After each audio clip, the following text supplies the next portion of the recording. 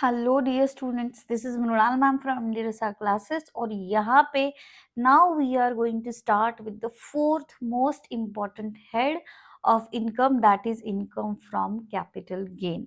ठीक है, तो यहाँ पे अब थ्योरी पार्ट पढ़ेंगे क्योंकि थ्योरी इज इक्वली इम्पॉर्टेंट और इस टॉपिक के ऊपर थ्योरी भी ज़्यादा पूछी जाती है। तो थ्योरी में क्या क्या आ सकता है, फिर इसका फॉर्मेट क्या है और इसके ऊपर कौन से टाइप के न्यूमेरिकल्स आते हैं, ये सब हम वन बाय वन देखेंगे। इस पार्ट में हम थ्योरी देखेंगे। यहाँ पे देखो कि कैपिटल गेन का मीनिंग क्या है। तो देखो, capital gain means what, any profit और gain arising from the transfer of capital asset. Capital asset जो है हम ट्रांसफर करते हैं, ट्रांसफर मतलब transfer of ownership, that means sales किया। कैपिटल गेन्स मतलब कुछ भी प्रॉफिट या गेन हुआ है, हमने ऐसी असेट सोल्ड कर दी जो कैपिटल असेट है। ठीक है, तो कैपिटल असेट की भी डेफिनेशन यहाँ पे नीचे है, तो वो पढ़ेंगे। It is treated as income of the previous year in which the transfer is takes place. जिस ईयर में ट्रांसफर हुआ है, देखो अभी असेसमेंट ईयर जो है 2026-27 है। ठीक है, तो हमने अगर 25-26 में कुछ भी कैपिटल असेट को सोल्ड किया है, ट्रांसफर ऑफ ओनरशिप किया है और उसमें हमें गेन हुआ है, हमने लॉस में नहीं किया है, वो प्रॉफिट में किया है, तो वो जो लास्ट ईयर प्रीवियस ईयर जो है जिसमें ट्रांसफर किया है, उसका इनकम जो है वो कैपिटल गेन के अंडर आता है और उसको असेसमेंट ईयर में टैक्स पे करना पड़ता है। तो यहाँ पे देखो, in general capital receipts are not taxable but the gain or profit from transfer of certain assets is treated as income chargeable to income tax under section 45। Capital receipt मतलब कुछ ऐसे बड़े रिसिट्स आए, वो चलता है, वो टैक्सेबल नहीं, लेकिन हमने असेट ट्रांसफर किया है, असेट सोल्ड किया है, सर्टन असेट्स, ओके, तो वहां पे जो प्रॉफिट या गेन है वो चार्जेबल टू टैक्स है अंडर सेक्शन 45 में। ठीक है, अब यहाँ पे बेसिस ऑफ चार्जेस के ऊपर शॉर्ट नोट्स पूछ सकते हैं कि what are the basis of charge under section 45 of capital gain. तो उसमें सबसे पहले तो आपको लिखना है कि एनी प्रॉफिट और gain arising from the transfer of a capital asset is chargeable to tax under the head capital gain. कौन सी भी ऐसी असेट, कैपिटल असेट जो ट्रांसफर करके प्रॉफिट या गेन हुआ है, तो वो कैपिटल गेन के अंडर आता है। इन द प्रीवियस ईयर में जो ट्रांसफर हुआ है, in which the transfer took place, उसे कैपिटल गेन कहते हैं और उसकी टैक्स लायबिलिटी जो है arises only when the following conditions are satisfied. कि ऐसे नहीं कि मैंने कुछ असेट ट्रांसफर किया है या सोल्ड किया है और मुझे पैसे मिले तो वो चार्जेबल टू टैक्स है, उसके भी कुछ कंडीशंस है, उसके भी कुछ कंडीशन को सेटिस्फाई करने के बाद ही उसके ऊपर टैक्स लायबिलिटी बनती है। तो ऐसी क्या क्या कंडीशन है वो देखेंगे। देखो, there must be a capital asset, जो असेट मैंने सोल्ड की है वो कैपिटल असेट होनी चाहिए। तो आप कहेंगे मैम कैपिटल असेट क्या है, तो उसका क्राइटेरिया जो आगे नेक्स्ट सेशन में हम पढ़ेंगे कि कौन सी असेट्स कैपिटल असेट्स में आती है। ठीक है, लेकिन फर्स्ट बेसिस ऑफ चार्ज क्या है, there must be a capital asset. ठीक है, सेकेंड है the capital assets must be transferred by the assessee. Assessee मतलब जो टैक्स पेयर है उसके नाम पे होनी चाहिए और उसकी खुद की उसने ट्रांसफर कर देनी चाहिए। In that case only basis of charge under section 45 लगेगा। ठीक है, नेक्स्ट क्या है देखो, सच ट्रांसफर, एक minute, such transfer takes place during the previous year. ठीक है, अभी इस ईयर में अगर हम चार्जेबिलिटी लगा रहे हैं तो वो ट्रांसफर जो है, जो सेल्स है, हो रखा है सेल्स, वो प्रीवियस ईयर वाला होना चाहिए। ठीक है, देयर मस्ट बी प्रॉफिट और गेन ऑन सच ट्रांसफर, कि आपने ट्रांसफर किया तो कुछ तो प्रॉफिट या गेन होना चाहिए। अगर प्रॉफिट ही नहीं हुआ तो फिर टैक्स ही नहीं लगेगा, है ना, तो प्रॉफिट होना चाहिए। एंड सच प्रॉफिट और gain is not exempt from tax under section 54, 54B, 54EC, 54F, 54G and 54GA इस हेडिंग के अंडर वो प्रॉफिट या गेन एग्जाम नहीं होना चाहिए। ठीक है, कुछ ऐसे भी एसेट्स है जो ट्रांसफर करते हैं लेकिन वो एग्जाम्प्ट होता है, तो वो एग्जाम्पशन, ये एग्जाम्पशन का सेक्शन है। ठीक है, इसके अंदर एग्जाम्प्टेड नहीं होना चाहिए। ये पांचों क्राइटेरिया जो असेट, कैपिटल असेट फुलफिल करता है after transferring of that, only then tax liability create होती है। ठीक है, until and unless we need not to pay the tax. उसके बाद when an immovable property is transferred under part performance of a contract, capital gain is taxable when possession is transferred and agreement to sale is made.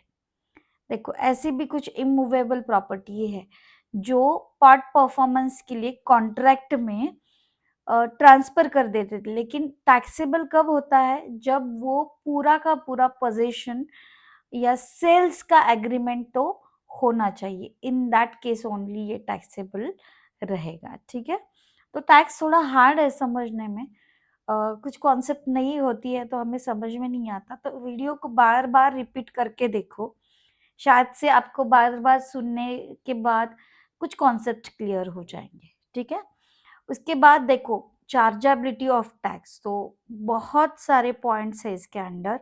अगर आपको time मिलता है तो एक बार ये screen pause करके चार्जेबिलिटी जो है टैक्स की under the head capital gain, जिसमें 14 पॉइंट्स है। ओके, कितने पॉइंट्स है देखो, फर्स्ट, सेकंड, थर्ड, बहुत सारे पॉइंट्स है, टोटल 14 पॉइंट्स है। ठीक है, तो ये सब पॉइंट्स आप पढ़ लो क्योंकि इसका फायदा आपको थियोरी में भी होगा और न्यूमेरिकल्स के सम पार्ट में भी होगा। ठीक है, तो ये बेसिस ऑफ चार्ज या chargeability of tax under the head capital gain आपको एक बार रीड करके लेना है। ठीक है, अब नेक्स्ट जो सेशन रहेगा हम वहाँ पे पढ़ेंगे कि कैपिटल गेन, तो समझ में आया कि कैपिटल असेट ट्रांसफर करने के बाद जो गेन होता है या प्रॉफिट होता है वो कैपिटल गेन के अंडर आता है, which is the fourth head. Next session में हम क्या पढ़ेंगे कि कैपिटल असेट्स क्या है, फिर लॉन्ग टर्म कैपिटल असेट्स क्या है, शॉर्ट टर्म कैपिटल असेट क्या है, लॉन्ग टर्म कैपिटल गेन क्या है, शॉर्ट टर्म कैपिटल गेन क्या है, और उसके फॉर्मेट्स क्या है, दोनों का कैलकुलेशन कैसे करना है, कैसे टैक्स कैलकुलेट करना है, तो ये सब अभी हम नेक्स्ट पार्ट में पढ़ेंगे। Hello dear students, now let's learn part number 2। Topic हमारा चल रहा है इनकम फ्रॉम कैपिटल गेन, जो फोर्थ हेड ऑफ इनकम है। ठीक है, तो प्रीवियसली हमने थ्योरी पार्ट 1 देखा जहाँ पे हमने देखा कि basis of chargeability and capital gain. तो यहाँ पे अब हम कंसिडर करने वाले हैं, यहाँ पे लर्न करने वाले हैं some important definitions related to this capital gain. तो मैंने कहा था कि आपको क्वेश्चन तो अराइज हो गई होगा कि कैपिटल असेट्स क्या है। ओके, तो उसकी डेफिनेशन जो है सेक्शन 2 सब सेक्शन 14 में आती है। तो जब कभी भी ऐसे इम्पोर्टेंट डेफिनेशंस पूछा जाता है तो आपको सिर्फ डेफिनेशंस नहीं लिखना होता, आपको ये जो है सेक्शन भी लिखना पड़ता है। ठीक है, तो while लर्निंग दिस डेफिनेशंस आपको सेक्शन भी साथ में लर्न करना पड़ेगा। ठीक है, अब कैपिटल असेट्स क्या है वो देख लेते हैं। देखो यहाँ पे capital assets means, first a point, property of any kind, कौन सी भी टाइप की प्रॉपर्टी हो, held by the assessee whether or not connected with his business or profession. पहला तो फर्स्ट कैपिटल असेट मीन्स कौन सी भी प्रॉपर्टी हो असेसी की खुद की होनी चाहिए और खुद के बिजनेस या प्रोफेशन के लिए कनेक्टेड नहीं होनी चाहिए, क्योंकि अगर बिजनेस और प्रोफेशन के लिए अगर होगी तो बिजनेस के अंडर आएगी वो, कैपिटल असेट के अंदर नहीं आएगी। व्हाट डज इट मीन कि any asset, any property held by the SSC, लेकिन वो बिजनेस और प्रोफेशन से कनेक्टेड नहीं होनी चाहिए, वो होती है कैपिटल असेट। दूसरा पॉइंट क्या है, बी पॉइंट, यहाँ पे देखो, B point is any security held by foreign institutional investors which has been invested in such a security as per rules under SEBI Act 1992, कि आपने कौन सी भी सिक्योरिटी, सिक्योरिटी मतलब ये शेयर्स, म्यूचुअल फंड्स, एवरीथिंग, ये जो आता है ना वो सिक्योरिटी के अंडर आता है, ठीक है। मतलब ऐसी कुछ चीजें कि आपने सिक्योर्डली उसमें इन्वेस्ट किया है, now you are selling that, ठीक है। तो ये भी पॉइंट आपको याद रखना है। सी पॉइंट में क्या कहा है, देखो C, the urban land as defined in section 2 subsection 14 subsection 3, कि कौन सी भी आपकी अर्बन लैंड हो जो इस सेक्शन के अंदर डिफाइंड है, तो वो भी कैपिटल असेट में आती है, ठीक है।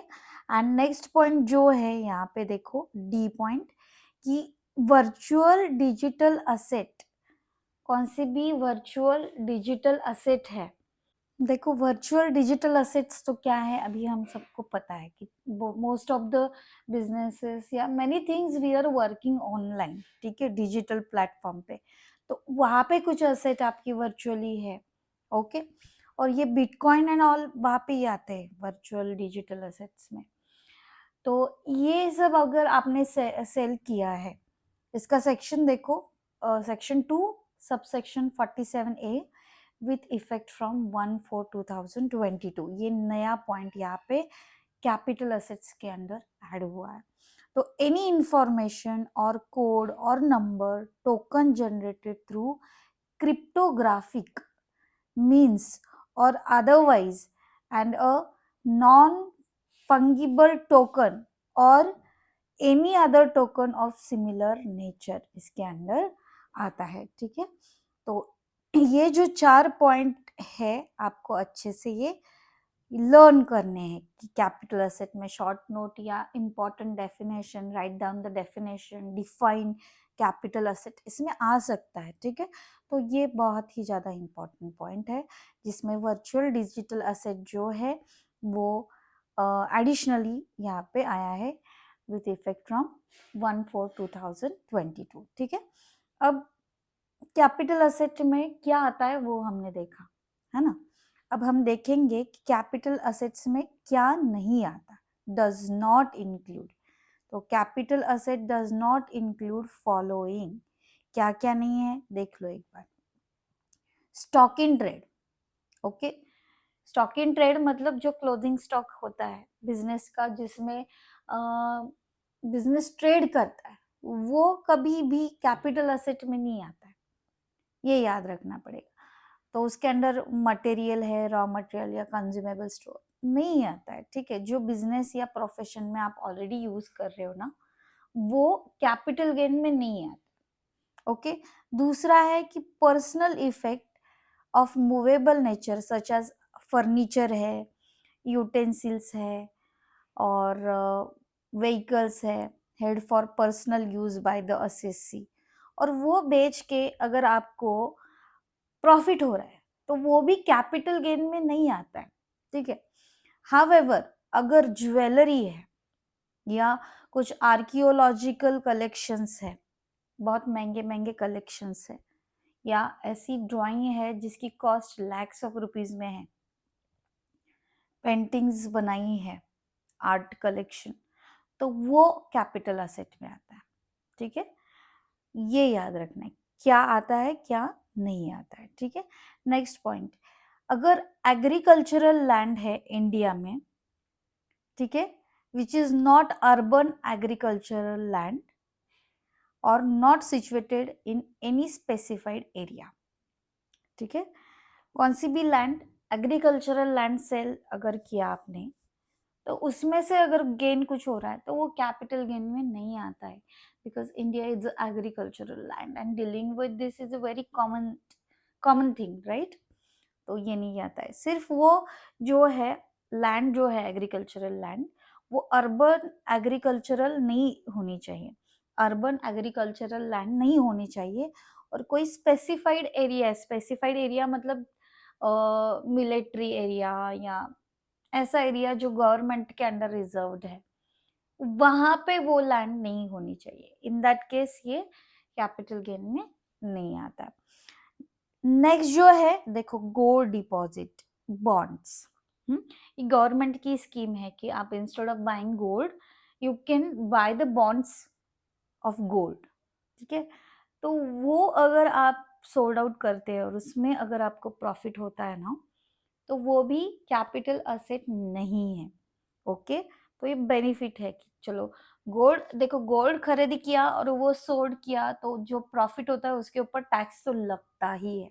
लेकिन सेंट्रल गवर्नमेंट ने 1999 में गोल्ड डिपॉजिट बॉन्ड स्कीम लाई है, जिसमें अगर आप वो बॉन्ड खरीदेंगे गवर्नमेंट के और अब अगर आप इनकेस वो सोल्ड आउट भी करते हैं, उसमें जो प्रॉफिट आता है उसके ऊपर टैक्स नहीं लगता, क्योंकि वो कैपिटल असेट के अंदर इंक्लूड ही नहीं होता। तो ये काइंड ऑफ बेनिफिट है by the government to the people. ठीक है, next electronic bond receipts issued in respect of gold deposit. आपने गोल्ड डिपॉजिट किया और उसके उसके साथ आपको इलेक्ट्रॉनिक गोल्ड रिसिट मिला है, तो वो भी कैपिटल असेट में नहीं आता है। तो आपको देखो क्वेश्चन सॉल्व करते वक्त ये तो समझना पड़ेगा कि क्या कैपिटल असेट्स है क्या नहीं है, उसके बाद ही आप कैलकुलेशंस कर पाएंगे। तो ये चीजें बहुत इंपॉर्टेंट है कि कैपिटल असेट्स में क्या क्या आता है और क्या क्या नहीं आता, ये समझना पड़ेगा हमें, है ना। तो ये इम्पोर्टेंट पॉइंट है, शॉर्ट नोट के लिए भी, डिफाइन के लिए, 2 मार्क्स के लिए भी इम्पोर्टेंट है और न्यूमेरिकल्स के लिए भी इम्पोर्टेंट है। ठीक है, तो इसको अच्छे से पढ़ लो। देन हम नेक्स्ट कॉन्सेप्ट को पढ़ेंगे कि शॉर्ट टर्म कैपिटल गेन क्या है। देखो कैपिटल गेन के 2 टाइप्स है, कैपिटल असेट्स के 2 टाइप्स है, एक शॉर्ट टर्म कैपिटल असेट, एक long term capital asset. Short term capital asset का टैक्स कैलकुलेशन का रूल अलग है and long term capital asset का टैक्स कैलकुलेशन का रूल अलग है। तो दोनों को अलग अलग हमें पढ़ना पड़ेगा और समझना पड़ेगा कि कौन सी चीजें शॉर्ट टर्म में आती है और कौन सी चीजें लॉन्ग टर्म में आती है। उसका सेक्शन है सेक्शन 2 सब सेक्शन 42A। ठीक है, तो यहाँ पे देखो simple, short term capital asset means capital asset held by the assessee for not more than 24 months। ठीक है, कैपिटल असेट कौन सी भी है जो आपने मोर देन 24 मंथ्स होल्ड नहीं किया है, उसके अंडर ही उसके पहले ही बेच दिया है आपने, 2 साल होने के पहले ही आपने उसे अगर खरीदा है और बेच दिया है, तो शॉर्ट टर्म कैपिटल गेन में वो नहीं आती है। ठीक है, लिमिट 24 मंथ्स का है विथ इफेक्ट फ्रॉम 1/4/2017। ठीक है, immediately preceding the date of transfer, मतलब सोल्ड होने डेट ऑफ ट्रांसफर जो है immediately preceding the date of transfer. यहाँ पे तो फिर से मैं बताती हूँ ये कॉन्सेप्ट कि एनी कैपिटल असेट जो है held by the assessee for not more than 24 months with effect from 2027 immediately preceding the date of transfer। ठीक है, तो ये याद रखना है कि कोई भी असेट 2 साल से पहले ही आपने खरीदा है और बेच भी दिया है, तो वो आता है short term capital asset. Okay, अब कुछ लिमिटेशंस है यहाँ पे कि in case of the following assets the period stands reduce to 12 months. मतलब ये जो नीचे वाली असेट्स है ना, ये आपका जो है इसका पीरियड 12 मंथ्स का ही है, क्योंकि यहाँ पे ये जो इसका नेचर है अलग अलग है। ठीक है, तो ऐसे कौन कौन सी चीजें हैं जो आपने 12 महीने से पहले ही खरीदी और बेच दी, तो वो शॉर्ट टर्म में आता है।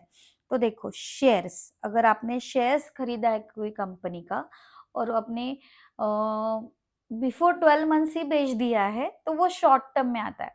तो आप कहेंगे मैम आफ्टर 12 मंथ्स के बाद बेच दिया तो डेफिनेटली वो लॉन्ग टर्म में आएगा। ये चीज़ आपको याद रखनी है कि अगर 12 महीने से पहले आपने उसको खरीदा भी है और बेच भी दिया है तो वो शॉर्ट टर्म में आता है, लेकिन अगर 12 महीने के बाद आप उसको सोल्ड आउट करते हैं तो वो लॉन्ग टर्म में आता है। तो उसको लॉन्ग टर्म के रूल फॉर्मेट यूज़ होंगे। दूसरा है any other security other than units. Units मतलब यूनिट ट्रस्ट ऑफ इंडिया के units, okay, listed in recognised stock exchange in India. ठीक है, कोई भी दूसरी सिक्योरिटी हो, शेयर्स के जैसी सिक्योरिटी होती है, अगर वो लिस्टेड है रिकॉग्नाइज्ड स्टॉक एक्सचेंज में तो then units of UTI, unit trust of India की यूनिट जो है वो भी अगर आप 12 महीने से पहले खरीदते हो और बेच भी देते हो तो वो शॉर्ट टर्म कैपिटल गेन है। And units of equity oriented mutual fund, देखो म्यूचुअल फंड्स के तो बहुत सारे टाइप है। आपने अगर इक्विटी ओरिएंटेड म्यूचुअल फंड खरीदा है और वो 1 साल के अंदर अंदर ही उसको बेच दिया है तो वो जो है शॉर्ट टर्म में आता है। तो ये 4 चीजें आपको याद करनी पड़ेगी। ठीक है, मैंने पहले भी बताया कि डायरेक्ट टैक्सेशन का थ्योरी पार्ट क्रिटिकल है ही, लेकिन थ्योरी अगर आपको समझ में आएगी तो ही आप न्यूमेरिकल्स को कर पाओगे। ठीक है, इसीलिए थ्योरी इज इक्वली इम्पोर्टेंट है। अब लॉन्ग टर्म कैपिटल एसेट क्या है? तो आप कहेंगे मैम जो शॉर्ट टर्म है नहीं है वो लॉन्ग टर्म में आता है, तो ऐसे ही लिखना है। सेक्शन देखो 29A, okay, sub section 2 and sub section 29A। तो यहाँ पे देखो it means a capital asset which is not a short term capital asset. जो शॉर्ट टर्म नहीं है वो लॉन्ग टर्म में आता है, लेकिन हम दूसरी भी डेफिनेशन यहाँ पे देंगे।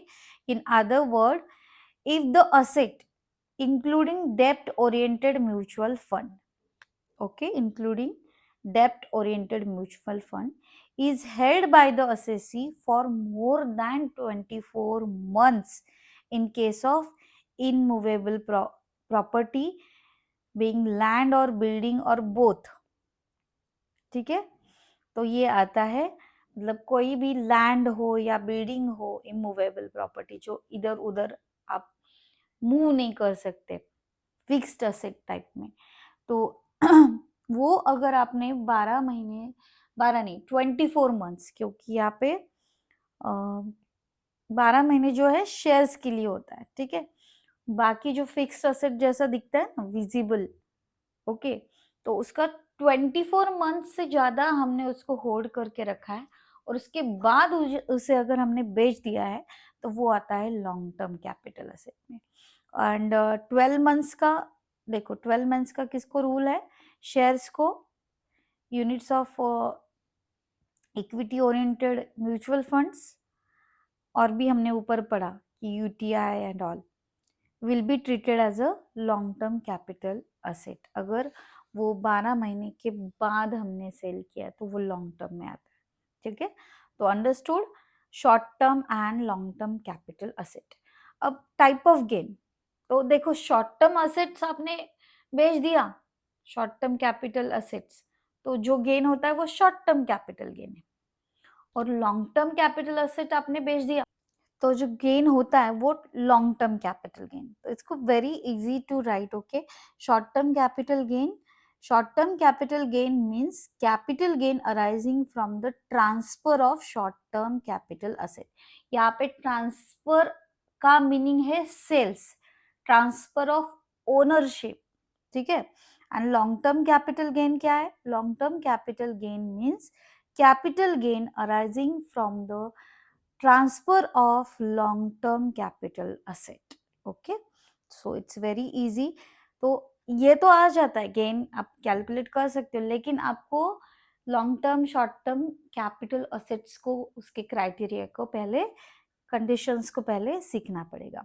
अब यहाँ पे फॉर्मेट है computation of short term capital gain. Format देखो, फर्स्ट ऑफ ऑल आप तो यहाँ पे ऐसा फॉर्मेट बनाएंगे, अमाउंट के 2 कॉलम, और यहाँ पे हम फर्स्ट पॉइंट लिखेंगे कि full value of consideration of transfer, कि ट्रांसफर किया आपने एसेट को, सेल्स किया, तो जो वैल्यू आपको मिली है, फुल कंसिडरेशन मतलब जो आपको रिटर्न में मिला है, जितनी भी अमाउंट है वो सब, उसको सेलिंग प्राइस कहते हैं हम। लेकिन आप कहेंगे मैम हम instead of writing full value of consideration can we write selling price? No, क्योंकि सेलिंग प्राइस ये आपको मीनिंग मैंने बताया, लेकिन एक्चुअल फॉर्मेट में आपको क्या लिखना है उसे, full value of consideration on transfer. Outer में इसकी वैल्यू जाती है, उसमें से लेस होता है, 3 चीजें लेस होती है, ठीक है? कौन कौन सी?